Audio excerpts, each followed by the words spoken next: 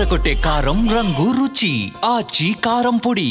పుష్ప 2 తర్వాత అట్లీ దర్శకత్వంలో అల్లు అర్జున్ నటిస్తున్న సినిమా షూటింగ్ జెట్ స్పీడ్ లో జరుగుతోంది. అయితే అల్లు అర్జున్ కోసం జవాన్ సెంటిమెంట్ ఫాలో అవుతున్నాడు అట్లీ.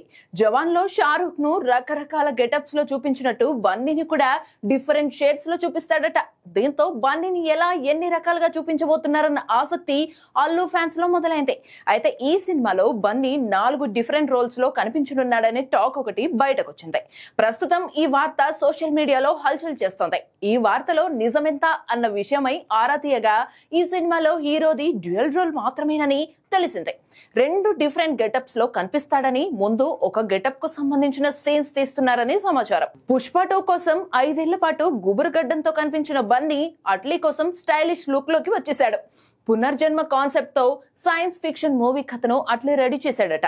కొత్త ప్రపంచాన్ని సృష్టించడానికి హాలీవుడ్ టెక్నీషియన్స్ తో వర్క్ చేస్తున్నాడు.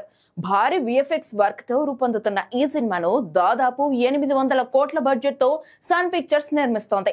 బన్నీ సరసన హీరోయిన్ గా ఆల్రెడీ దీపికా పదుకునేను సెలెక్ట్ చేశారు. మరో 2 హీరోయిన్స్ గా రష్మికతో పాటు మృణాల్ ఠాకూర్, జాన్వీ కపూర్ పేర్లు వినిపిస్తున్నాయి. మరి ఐకాన్ స్టార్ బన్నీని ఎలా చూపిస్తాడో చూడాలి.